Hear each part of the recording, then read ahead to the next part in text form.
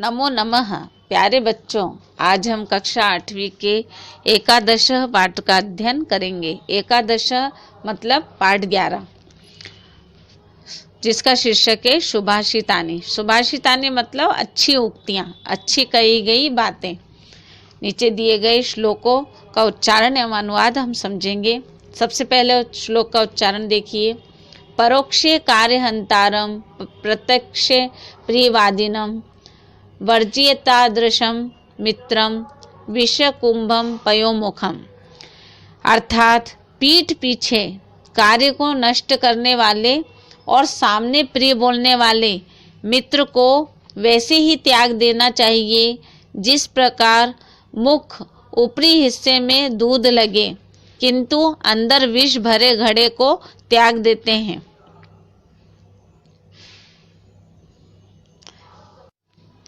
अब हम दूसरे श्लोक का उच्चारण करेंगे। अपूर्वः को अपि कोशो अयम विद्यते तव भारती व्ययतो वृद्धिमायति क्षमायति संचायत। अब अर्थात हे विद्या की देवी सरस्वती, तुम्हारा यह खजाना मतलब कोश मतलब खजाना कुछ अनोखा और अद्भुत है, जो खर्च करने पर बढ़ता है और एकत्र संचय करने पर घटता है। अर्थात विद्या बांटनी चाहिए। अब हम तीसरे श्लोक का उच्चारण करेंगे। विना वेदम विना गीताम विना रामायणी कथाम विना कवि कालिदासम भारतम भारतम नहीं। अर्थात बिना वेदों के, बिना श्रीमद् भगवत गीता के, बिना रामायणी कथा के, बिना कवि कालिदास के भारत भारत नहीं है। भारत देश हमारा भारत नहीं है। अर्थात इन सब के बिना भारत की कोई पहचान नहीं है। अब हम चौथे श्लोक का उच्चारण करेंगे। उदय सविता ताम्रस्तताम एवास्तमेति च संपत्तो च विपत्तो च महतामेक रूपता। अर्थात सूर्य उदय होते समय लाल होता है और अस्त होते समय भी लाल होता है, उसी प्रकार महान लोग संपत्ति मतलब सुख और विपत्ति दुख में एक समान रहते हैं। उद्यमम साहस धैर्य बुद्धि शक्ति पराक्रम षडते यत्र वर्तन्ते तत्र देव सहायक।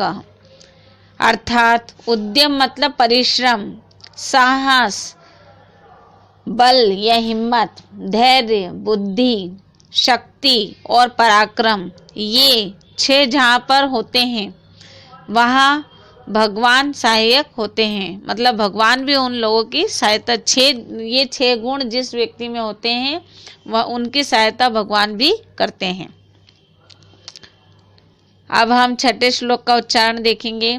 नरत्वम दुर्लभम लोके विद्या तत् सुदुर्लभा कवित्वम दुर्लभम तत्र शक्तिस्त्रत सुदुर्लभा। अर्थात संसार में मानव जन्म नरत्व कठिनता से प्राप्त होता है। यदि मानव जन्म मिल भी जाए तो उसमें विद्या ज्ञान बहुत कठिनता से प्राप्त होती है। यदि विद्या मिल भी जाए तो उसमें कवित्व मतलब कविता करना कठिनता से प्राप्त होता है। यदि कवित्व मिल भी जाए तो उसमें कविता करने की ईश्वर प्रदत्त शक्ति मतलब क्षमता बहुत कठिनता से प्राप्त होती है। अब हम 7वें श्लोक का उच्चारण देखेंगे।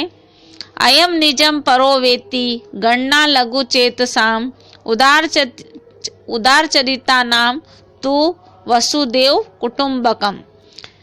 अर्थात यह मेरा है, यह उसका है, ऐसी छोटे मन वालों की सोच होती है। उदार हृदय वालों के लिए तो सारा संसार ही परिवार होता है।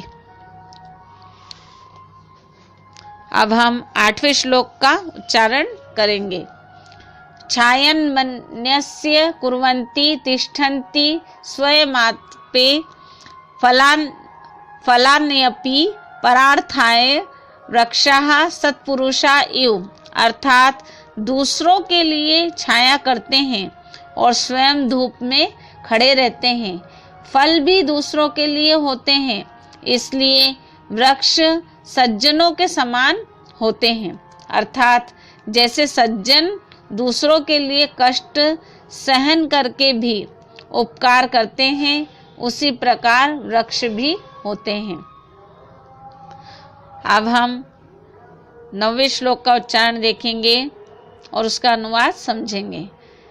निदन्तु नीति निपुणा यदि वा स्तवन्तु लक्ष्मीः समाविशतु गच्छतु वा यथेष्टम् अद्यौ वा मरणमस्तु युगान्तरे वा न्यायपथ प्रविचलन्ति पदम न धीराः।